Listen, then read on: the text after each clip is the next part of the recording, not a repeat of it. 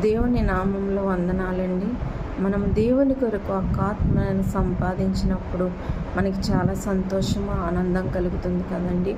మనం మరణించే లోపు మరి మన జీవం ఏ పాటిదో, మనం ఎప్పుడు మరణిస్తామో తెలియదు కనుక ఈ మరణించే లోపే దేవుని కొరకు ఒక ఆత్మనైనా సంపాదించి మరి సంతోషించే వరకు ఉండాలండి. మరి ఆ ఆత్మను సంపాదించడంలో మనకి ఎన్నో అడ్డంకులు వచ్చినా, సమస్యలు వచ్చినా కూడా మరి వాటన్నిటిని ఎదుర్కొని దేవుని కొరకు మరి ఒక ఆత్మనైనా సంపాదించి మరి మన యొక్క జీవితానికి ఒక అర్థం ఉండేటట్టుగా చేసుకోవడానికి మనం ప్రయత్నించవలసిన వారమై ఉన్నాం.